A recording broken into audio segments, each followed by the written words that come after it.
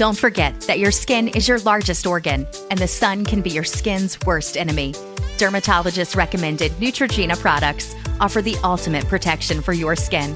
From makeup remover wipes to Hydro Boost Water Gel Facial Moisturizer, BJ's has your entire lineup of Neutrogena skincare products. And now through December 3rd, save $4 on any Neutrogena product at BJ's. Love your skin back and save now through December 3rd, only at BJ's.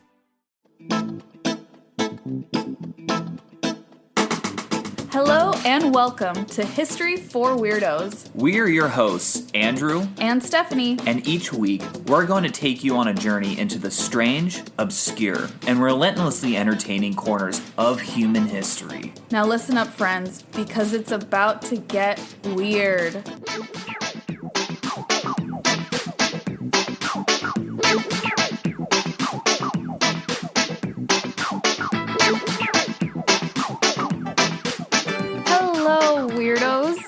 My name is Stephanie. Oh, and I'm Andrew. And this is the History for Weirdos podcast.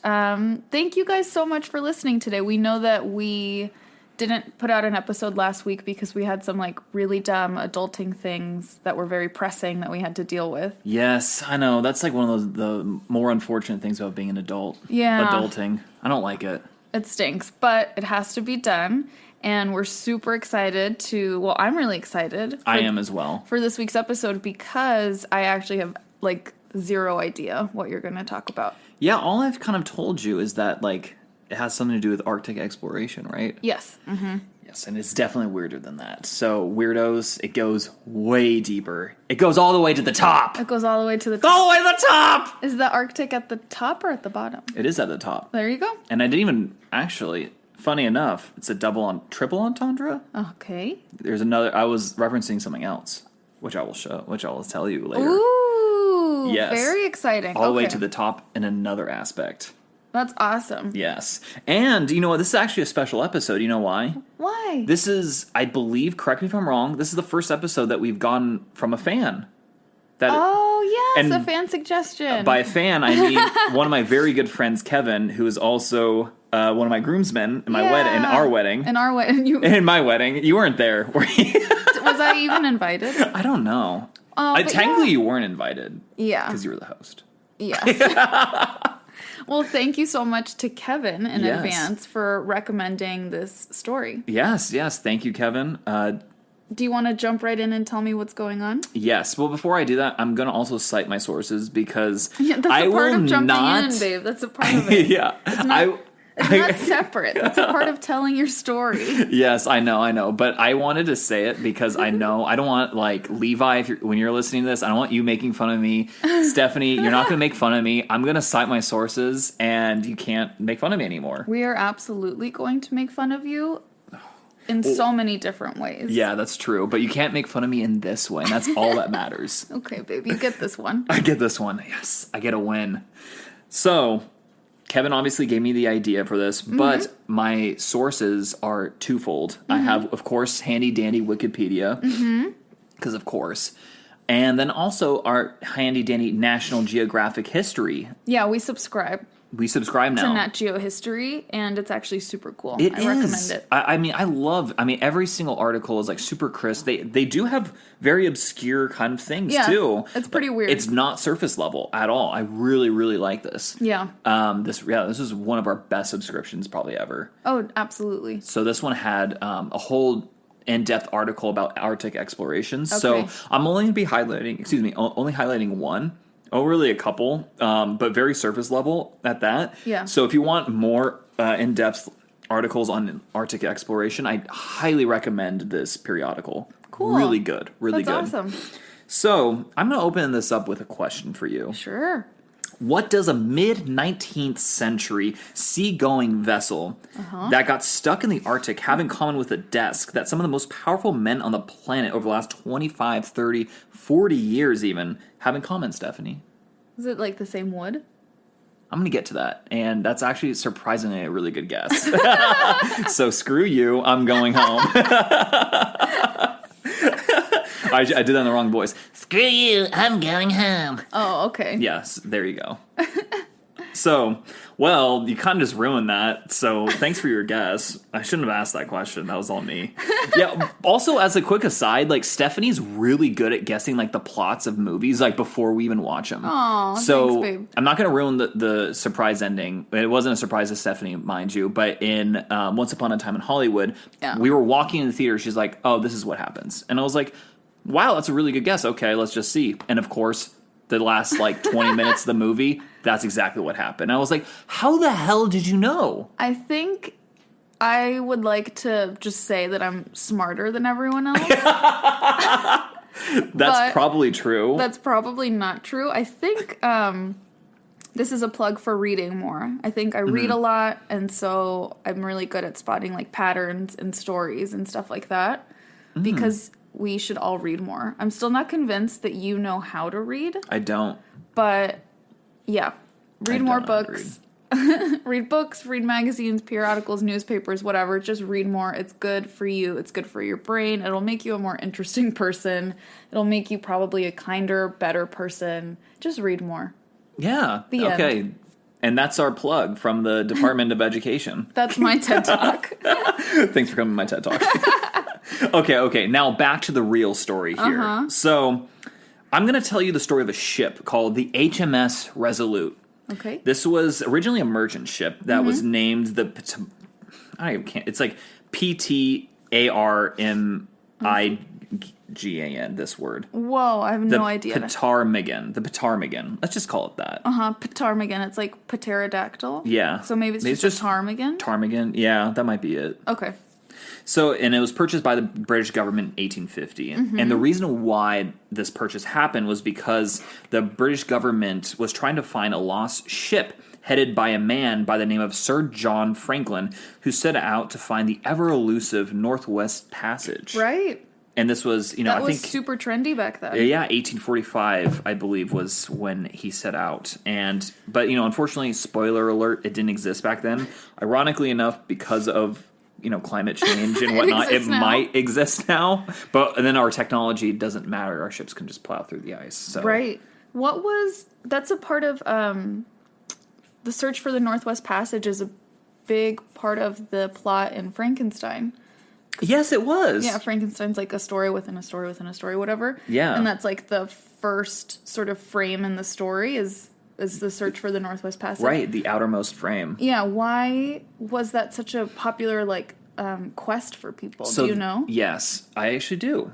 So, if you think about it, when we look at a map of the world, it's it's not super accurate, right? Because we're taking a globe and then trying to put it into, a rectangle. Yeah, exactly. But if you imagine, the globe, you can go technically from, it's hard to conceptualize in my head, but essentially you could go across the world in much shorter times, because instead of just going east and then or west and then going south to avoid continents or whatnot, you could just kind of shoot across and then get to the other side of the world really quickly. Now we have airplanes, so it's a moot point. Right. But that was huge back then because you could cut down on travel time and then get goods to the other side of the world much quicker. Okay, but I feel like it was very romanticized also. It was. So it started, the root of it was this will be more efficient. Is there a way to do this? And then I probably, when people started looking and they're like, wait, is there a way to do this, or is this not feasible?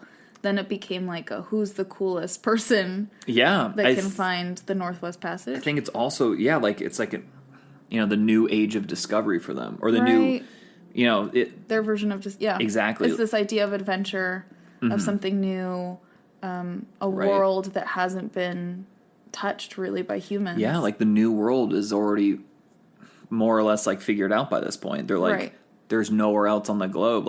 Why don't we go north? So this was primarily then a Western European thing to do. Oh, for sure. An American. North American.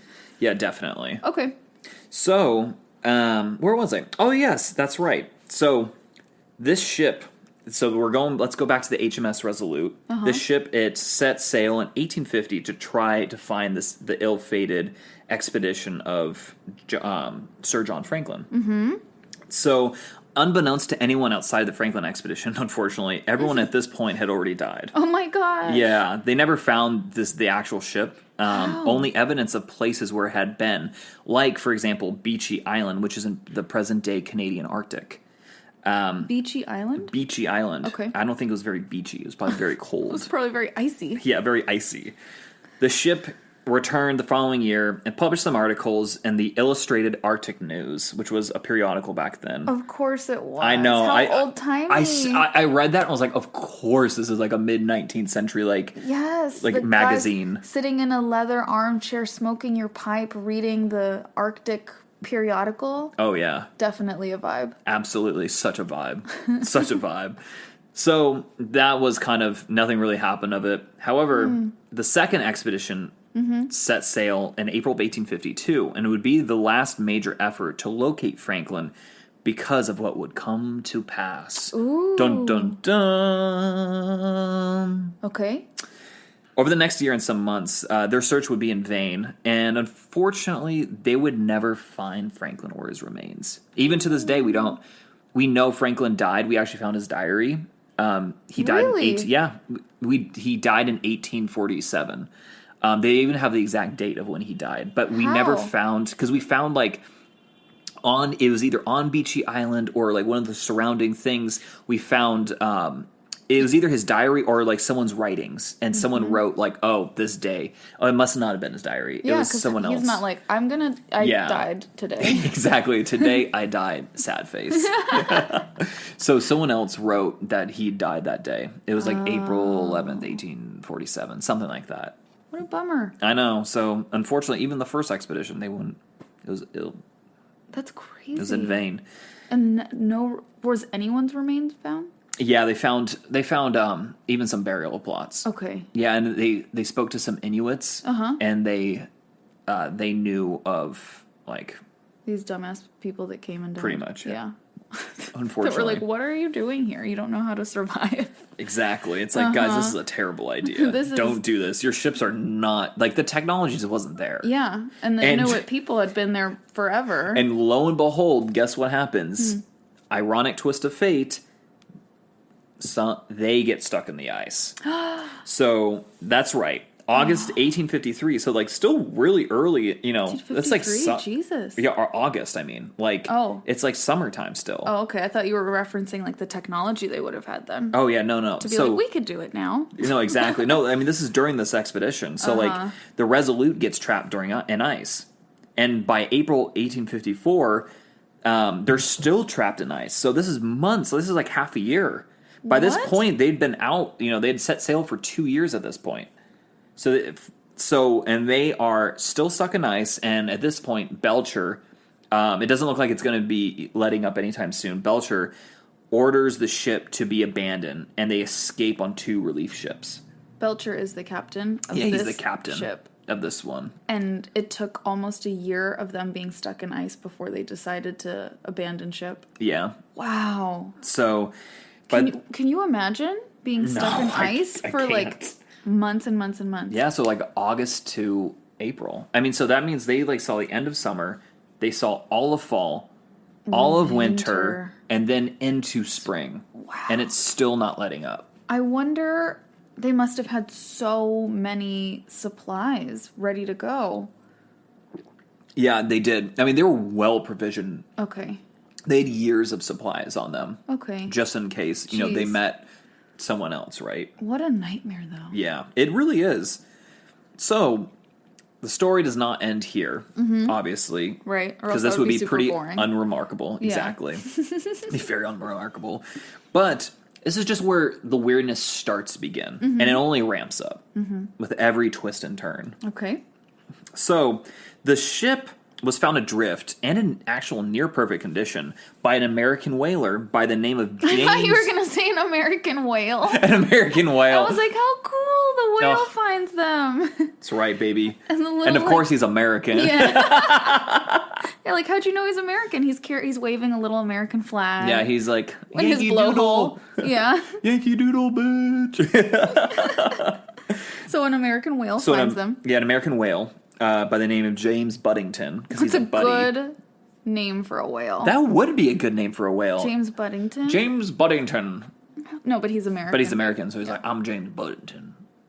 America. America. Hashtag America. Hashtag wouldn't come around for another 150 years. America. Right. So, this whale, but in actuality a whaler, Okay. split I know it's not a whale. split his crew between his ship and the Resolute, and sailed both ships actually safely back to harbor in Connecticut. And ironically, Oh, great. Yeah, and ironically, the name of the harbor was called New London. Oh, wow. Yeah, funny enough. And he arrived on Christmas Eve, 1855. That's nice. Yeah, so it's kind of like a nice little Christmas present. Yeah, like a little Christmas miracle. Exactly. And as a gesture of goodwill, actually, the American government fixed it up, or Congress specifically fixed it up, and sent it back to Britain as a gesture of good faith to Queen Victoria. Okay. Yeah. And the Resolute cordial. very cordial. And the Resolute would serve in the British Navy for another 23 years, but would be retired and salvaged for timber in 1879. So, at this point, like, kind of an interesting story so far. Yeah. Like, this is pretty cool. Right. I like, this ship ironically went to go find someone, then was lost, and then found again, and then, like, returned to Britain and, served in the Navy. Yeah. And, did its thing The for another ship 23 itself years. had multiple lives. Yeah, exactly. And if this story ended here, I think it would be kind of interesting. However, the story does not end here. Okay. Where does it end? Tell me. Oh, I'm not going to tell you. Just get no, to I it. will. Yeah. So, you may ask, now what was done with this timber? Some of it was used to make desks. So, 3 desks were actually made from this, and one of them was actually the desk of the President of the United States in the Oval Office. I never would have guessed that. So, in fact, That's really cool, though. Yes, the main desk is called the Resolute desk and was given to President Rutherford B. Hayes in 1880. Rutherford B. Hayes. One of my favorite American presidents, not because of anything he did. I know very little about what he did. I don't know anything about him. But just because of his name, man. Rutherford B. Hayes. It sounds like an American president. Yes. Rutherford B. Hayes here. Yeah. I'm going to give you the scoop, all right. He's not It's going to be my fists. He's a journalist and a boxer and president. Yeah, I mean, it's pretty much like Teddy Roosevelt. Yes. Maybe he wasn't a journalist, but he was a boxer. That's true. Yeah, he messed people up. Yeah. Anyways, so going back to our boy Rutherford B. Hayes. Yes. He was given to him as a desk, or as a gift, I mean, and he kept it in the office. But, like, it wasn't like the official presidential desk. I think it's not really said, but at one point it becomes the official presidential desk, and FDR has it as his. Very in cool. fact, he gives it an improvement, and I'm using air quotes because traditional desks, there's like see-through at the bottom, right? Like there's like the. What do you mean see-through? Like there's like a place where you can kind of like stick your feet out, right? Like when What? you think of a desk, there's like, I mean, it's hollow like underneath, right? Oh, hollow, Yeah, you not can see-through. There's a crevice. Yeah, and you can see through it because there's no wood there or anything. So He put it back on it or something? yeah, so he put a little door on it because during the 30s he had, of course he had polio and he was affected by it, and he had crutches and he didn't want anyone to see it. See his like crutches or Right. his leg braces. Yeah. It was too bad. I know that it was just a very different time in regards to like politics and the press and stuff, because I remember like in elementary school, like a history teacher talking to us about FDR and his bout of polio and ending up in a wheelchair, all of those things. And the history teacher, she pointed out that you will not find pictures of the president doing like presidential things and transferring in and out of his wheelchair. Just not that there's, anything wrong with being in one. I think people were just respectful of, like, the press was respectful of this vulnerable moment for the leader of the United States to be Right. transferring in and out of his wheelchair. And she made the point of saying, like, the press isn't like that anymore. Like, nothing's off limits to Wow. people these days. It's a really good point. No, absolutely. Yeah. And I think especially to add to that, like it was, he was president during the 30s. So that was, of course, the Great Depression. And then 1941 rolls around. We enter World War II. Right. And so, like, he's president, through 1945, and then, unfortunately for him, he dies. Yeah. So yeah, he was just like, his entire presidency was marked by like tumultuous events. It was like, wow. It's not like he could just be, This sucks. like chilling, like, everything's going fine. No, like nothing was going fine No, nothing. at any point in time Like for him. economically and then militarily, like nothing was going well. I know.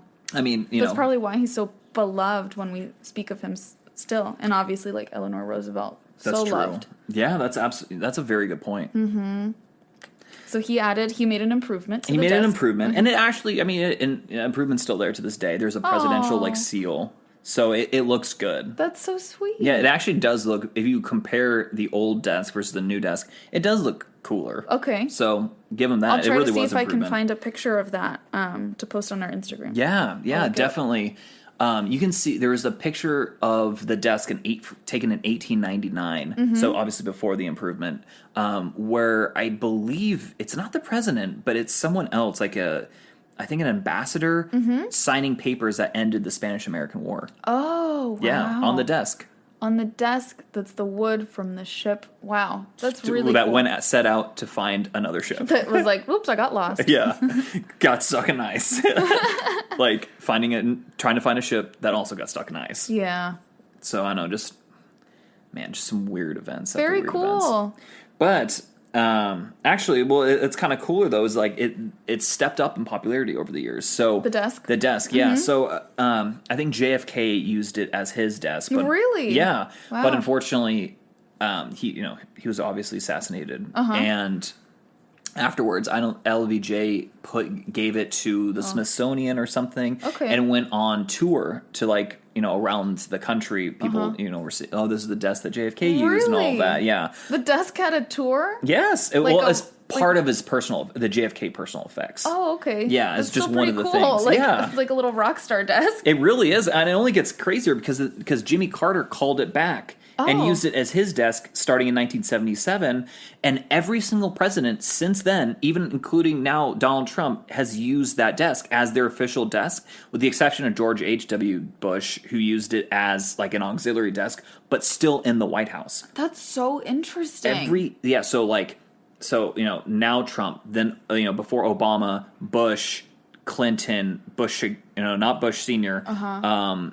This is before Bush. Oh, Reagan, and then Carter all used it as their Oval Office desk. That is insane. Yeah, And then, so not LBJ. yeah. LBJ So not didn't. Bush Sr. and not LBJ. Yeah. LBJ didn't use it at all, but Bush Senior used it, but just not it was still in the White House, just using it on an auxiliary desk. Okay. That Yeah. is so interesting. I know. I never thought a desk would ever interest me, but I'm like, wow, this is actually really cool. That is so cool. Also, it's been I want featured. it. I know, I kind of do too. It's like, should I be elected president just so I can use this? We just drive up in a U-Haul. Yeah. We put the desk in the back and then we're like, okay, that's it. That's all we wanted. Yeah. Okay, bye. Govern yourselves. You're welcome. Yeah. Okay, bye. And it's been in many pop culture references, but none so prominently as the masterpiece of cinema that is National Treasure 2: Book of Secrets. No way. Yes. The desk is in National Treasure 2? It is. So it is a rock star desk. It really is. I mean, Nick Cage Nick Cage. finds a hidden compartment in the desk that, surprisingly, no other president that has ever used this desk, so pretty smart men, has ever found. Well, I mean, Sometimes smart. Sometimes smart. Yeah. But maybe savvy. I mean, to be elected president, you have to have... Maybe rich? Okay, fair enough. But Nick Cage. Nick Cage outsmarts all presidents, including, all the ones I had just mentioned. That's believable, though. Believable, I mean, yeah. it's National Treasure 2, but Nick Cage is really just America's treasure. That's true, he is. So Nick Cage finds a hidden compartment, and there's something written on it that something, the I movie. don't remember the last time I watched either of the National Treasures. It's been a while for me. I'm pretty sure Phil Dunphy from Modern Family is in that movie as well. Oh, really? I didn't catch yeah. that. He's in the think second one. As considering that we have a podcast called History for Weirdos, we need to review National Treasure 1 and 2 because those are That's absolutely true. very, very reliable historical sources. Of course. I mean, is there... So much material is waiting for us Is there a Knights Templar / Mason? Freemason? Freemason, thank you. Freemason, like, absurdly large treasure hidden somewhere in the United States? 100% true. Yeah, 100%. Yes. Oh my gosh, now I really want to watch that. I know, I do too. Okay, we should have a viewing And also party. Sean Bean's like the bad guy in the first one. I mean, can it get better? Oh, Sean Bean, and he doesn't die. He does not die. Good for Sean Bean. He doesn't die. He in something. manages to keep a character alive. I think he gets arrested, but does not- not die. Yeah, that's great.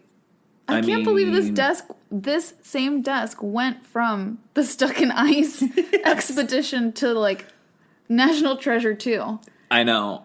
It's just gone up in Like the the world. wood of the desk, obviously. Yes, it's only gone up from there. I know. Isn't that really cool? That is so cool. What would be like a next step up for the desk? Like what would be the next think- cool thing? Space. Space. It's using a spaceship. It's a spaceship desk. Yeah, somehow it defies like the law of gravity and can like go through, outer space without burning up in the atmosphere. Oh my gosh, we got to get Richard Branson on it. I bet if Richard Branson's listening to our podcast, which I'm like sure he is. If he isn't, like, how dare him? Yeah. How dare he? Yeah, no, he's totally listening. Hi. What's up, Richard? He's going to hear this story about the desk and he's going to make it his mission to get into space. So That would be really cool. that would be really cool. Yeah, or Elon Musk. Maybe they can have a competition. Yeah. Ooh. Challenge has been thrown down, you Virgin two. Galactic versus SpaceX.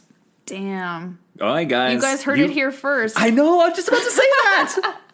History for Weirdos, the award-winning podcast, has just announced. And by award-winning, I mean we gave ourselves an award. We give ourselves an award every time we like follow through and are able to like post an episode. Exactly. So award-winning podcast is just announced. Whoever can take the HMS Resolute desk all the way to outer space wins. Wins, Our eternal gratitude. and they get to hang out for a whole day with our corgi Stella. You're welcome. You're welcome. Yes. Well, that's all I have on this desk. That is so cool. But yeah, I just thought, I'm like, first of all, thank you, Kevin. Like, this was such a weird, like, story. That is so weird. This is definitely, like, he's now, like, an official, like, weirdo. Yeah. Kevin, you're a weirdo. I love this story because it's so whimsical. It is. It's very whimsical. And everyone needs a little more whimsy in their lives.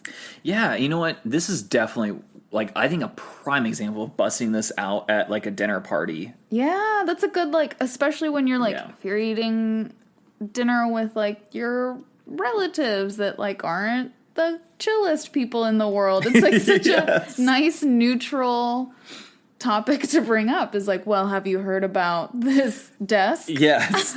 That can be maybe it's a good pickup line. If you're at a bar, be like, hey, you know what? Have you ever heard of the Resolute desk in the White House? Well, Because let me tell you. If not, I'm about to blow your mind. Yes. Well, you know what's kind of funny is like people at work now ask me, like, they'll just be like, hey, Andrew, give me a random historical fact. Oh, really? Yes, because of this podcast. That's so nice. I've had my lovely friends will like send me weird history, like things they see or like quirky books or like historical decor, anything that looks old timey and like peculiar. Mm-hmm. I get sent that, so I always appreciate it. If you guys find any weird history stuff that you think we'd find interesting, send us a picture, leave us a comment, whatever, because we really do. It like just makes us so happy to know that people think of us when they see weird things. Yes, I know. I love it. Yes. You love it. Yeah, and definitely if you want to, have your name on our podcast, a really good way to do that. Then that way, sending us a Richard story. Branson and Elon Musk will both know your name then. Yeah. Because they are huge fans. Huge. Oh. Sorry. Hopefully he's not a fan. Unsubscribe. You're fired. I can't do the voice. But anyways. Thank gosh you can. Yeah. Well, thank you so much, babe, for telling me about probably, like, literally the coolest desk in the world. Yeah, no, 100% the coolest desk. I cannot think of any desk cooler than this. Yeah, if anyone else knows of a cooler desk, we'd actually be really, really interested to know. I mean, used by many presidents, or multiple presidents, and went to the Arctic. I'm gonna, when we're done recording, I'm gonna ask Google what's the coolest desk in the world. Should we ask her now? They don't say the Resolute desk. I'm gonna ask her now. Hey Google, what's the coolest desk in the world?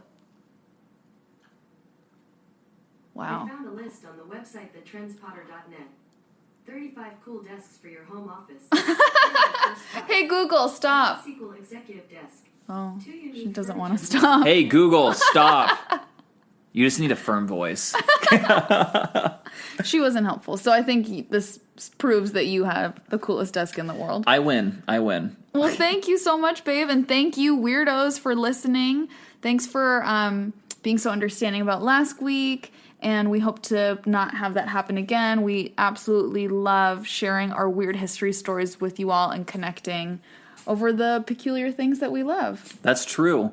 And of course, you can always find us at historyforweirdos@gmail.com if you want to email us. Also, find us on social. At History for Weirdos. Yeah, in both Instagram and Twitter. Correct. And then TikTok, still trying to figure that out.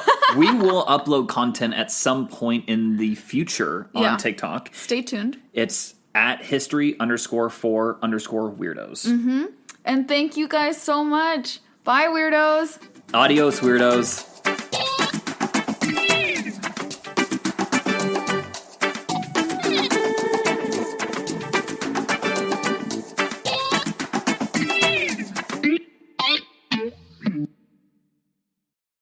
Don't forget that your skin is your largest organ, and the sun can be your skin's worst enemy. Dermatologist recommended Neutrogena products offer the ultimate protection for your skin. From makeup remover wipes to Hydro Boost Water Gel Facial Moisturizer, BJ's has your entire lineup of Neutrogena skincare products. And now through December 3rd, save $4 on any Neutrogena product at BJ's. Love your skin back and save now through December 3rd, only at BJ's. We all know a guy who only occasionally shaves for big occasions, and it's because that occasional shave really hurts. It's the time of year for big occasions, and yet there he is, suffering with that cheap drugstore razor. Let's help him out. Henson Shaving's line of razors, built with aerospace precision, deliver a smooth shave your dad, brother, and even son can enjoy, eventually. With replacement blades just 10 cents each, you'll buy it once, and they'll use it for life. How's that for the perfect gift? Celebrate with 100 free blades on your first purchase, and no subscription headaches. HensonShaving.com/holiday.